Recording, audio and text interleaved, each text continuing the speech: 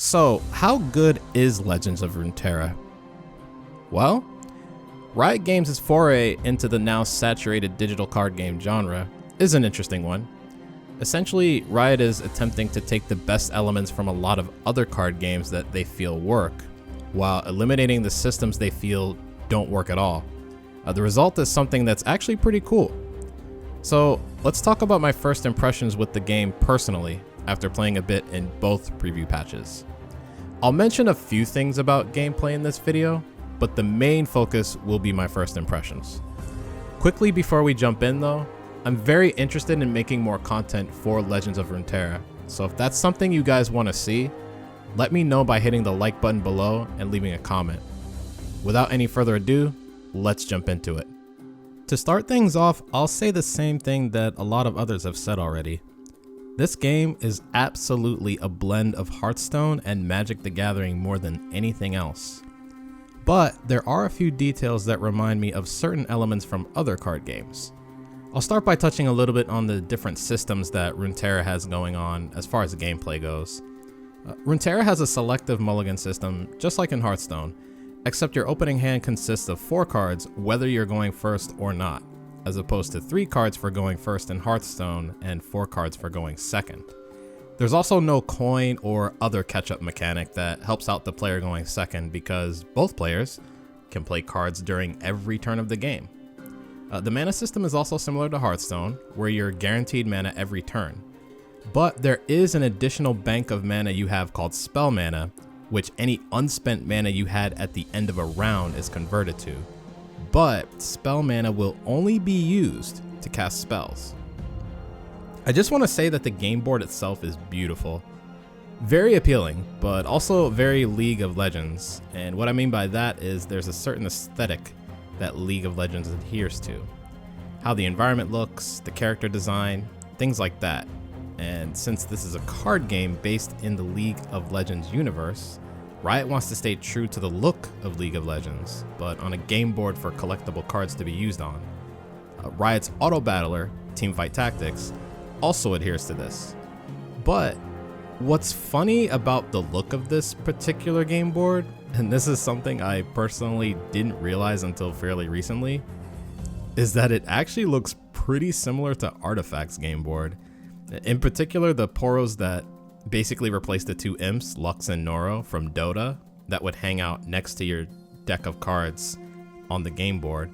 But even the combat animations have some similarities to Artifacts. Speaking of combat, let's talk about it, as it's probably one of the most important elements in a traditional card game. I've got to say at first, I wasn't the biggest fan of the combat system. It actually felt a little sluggish to me.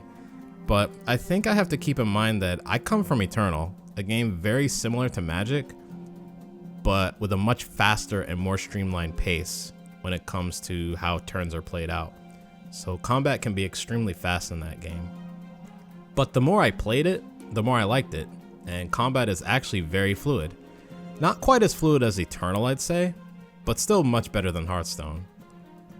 But how does combat work?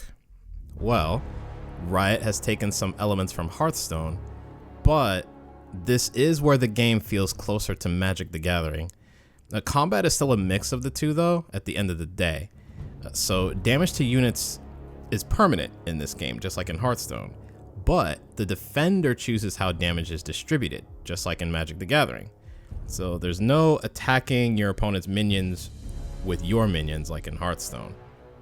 However, you can't assign multiple blockers in this game either, like you can in Magic, what's referred to as multi-blocking.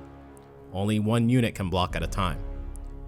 But there are other nuances to this combat system, such as the timing of when you declare attacks that give it a lot of depth. This is mainly due to the lack of phases in this game outside of drawing a card at the start of your turn, which is another element that's similar to Hearthstone.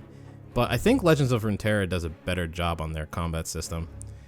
I wouldn't say the combat has more depth than Magic per se, just a different type of depth that I think many card game players will appreciate.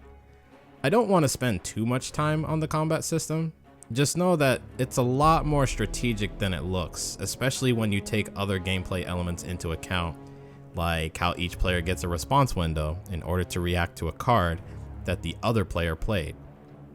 You can do things like setting up your board at the end of a round that you were the defender on, so that next round you can attack immediately, giving your opponent no response window to play extra units or other cards to defend themselves. This is something that some players are referring to as open attacking.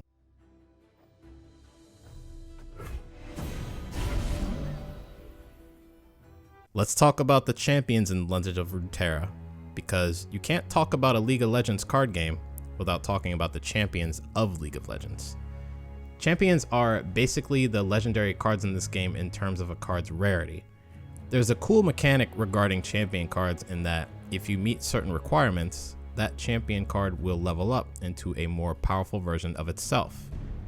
Champions gain a slight stat buff, and their abilities also change once this happens, usually to an upgraded version of the previous ability.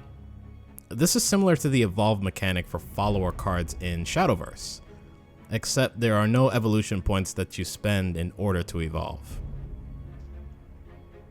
We can't end this video without talking about one more thing: the progression system. This game is free to play after all, so how do you earn cards for your collection? Well, Riot has done something very interesting here, or rather have done away with something.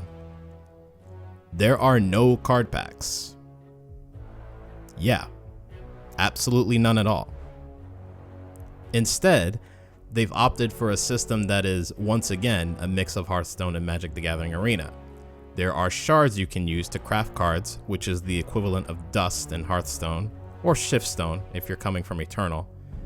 And there's also a wildcard system that's similar to Magic Arena.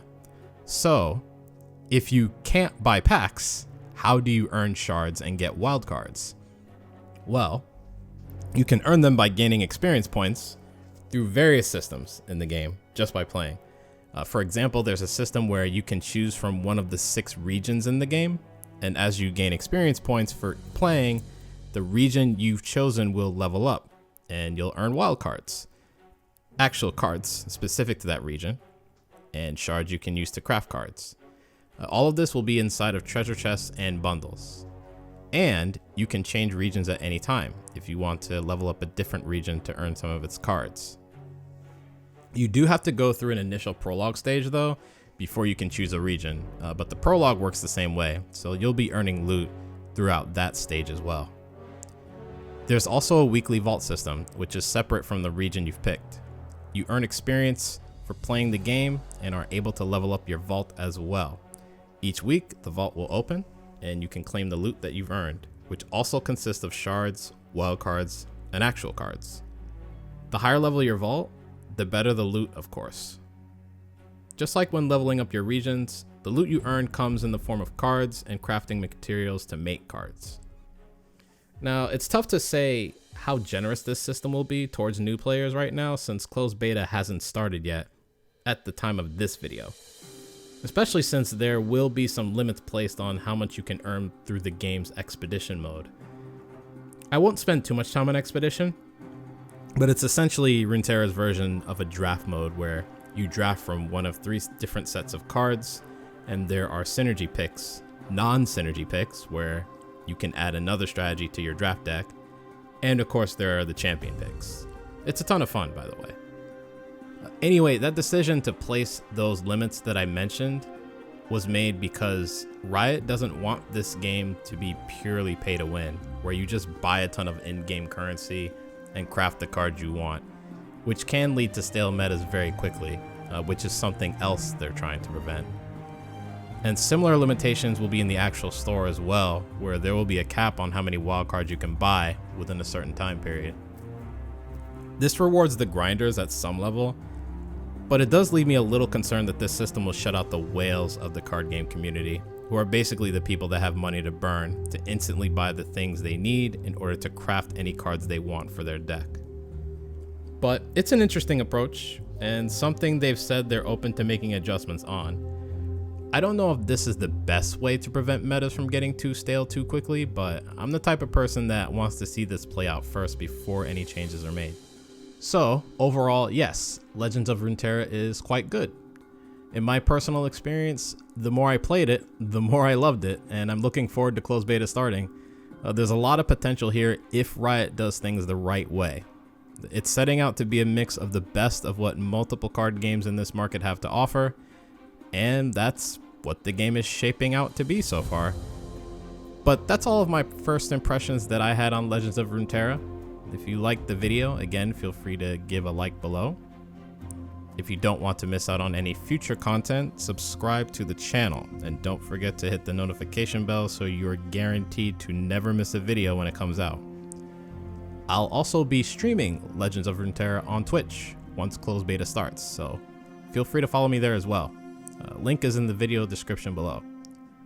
Thanks for taking time out of your day to watch this, and I'll see you all soon. Take care.